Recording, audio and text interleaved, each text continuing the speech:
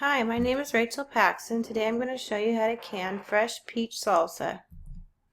In this class you'll learn how to can peach salsa. I'll lead you through the process step by step. I'll give you the recipe and canning supply list. You can download and print out for future reference. You'll find those in your course materials. And you'll also gain the confidence you need to try more canning recipes on your own. For this recipe you're going to need a half a cup of white vinegar, 6 cups of chopped peeled peaches, 4 jalapeno peppers finely chopped, and that's optional, 1 bell pepper seeded and chopped, half a cup of fresh cilantro leaves, 2 tablespoons of honey, and 1 clove of garlic chopped. You'll need a boiling water canner, a canning rack if you're using your own stock pot, a jar lifter, a wide mouth funnel, and 4 pint or 8 half-pint jars. This is what a boiling water canner looks like. If you don't have one, you'll need to get one at Walmart, or you can also order one online at Amazon. They're about $32. There's a link to this in your supply list in your course materials. The canning rack comes with the boiling water canner, but if you want to use your own large stock pot for canning, you can. You just need to have a canning rack in the bottom of it so that your jars don't sit on the bottom of the pan. You need a jar lifter for putting your jars in and out of the pot, a wide mouth funnel.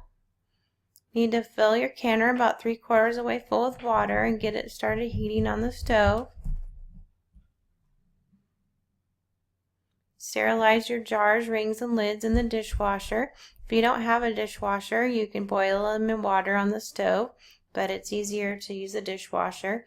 You can reuse your jars and rings, but you need to use a new lid each time. And to peel and chop your peaches, you can easily peel your peaches by placing them in a pan of boiling water for 1 minute and then dunking them in ice water. The peels will come right off. You can use any kind of peaches for this recipe.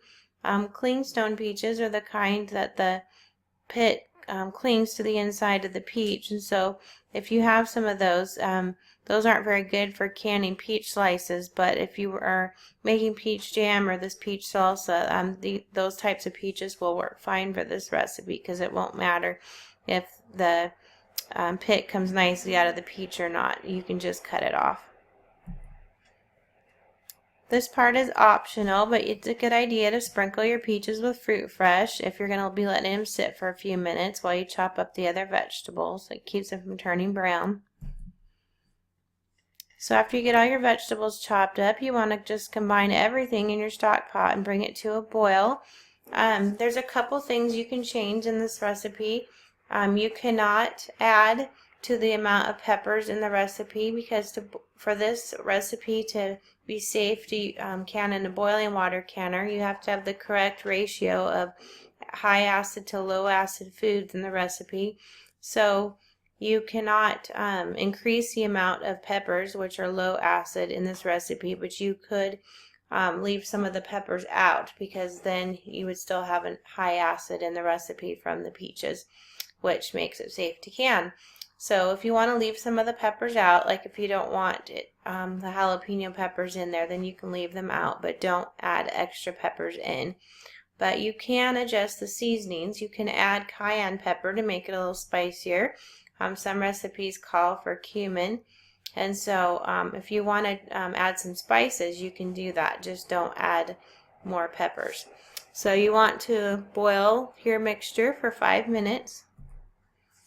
And next, ladle your peach mixture into your sterilized jars, leaving a 1/2 inch headspace. The headspace is the amount of space between the top of the salsa and the top of the jar. You want to make sure you have the correct amount of headspace so that when your food expands, when it's being heated, that there's enough room in the jar so your jar doesn't break in the canner. Next, wipe the rim of your jar with a damp paper towel or dish towel to make sure that your jars will seal correctly, and place your lids and rings on the jar just finger tight. Next, process your jars in a boiling water canner for 15 minutes. Make sure there's 1 inch of water above your jars. If there's not, you need to add some more water, and after it starts boiling, set the timer for 15 minutes. If you live above 1,000 feet in elevation, you'll need to process it for more than 15 minutes. So check your altitude adjustment chart in the course materials if you need to adjust your canning time. After the time is up, use a jar lifter to remove your jars from the canner and set them on a towel on the kitchen counter to cool. Let them sit until they're cooled. They may seal in the canner. Sometimes it takes 15 to 20 minutes for them to seal when they come out of the canner. You'll hear a pinging noise when they seal. To know if it's sealed or not, you press your finger down in the middle of the lid. If it's flat and doesn't move, it is sealed.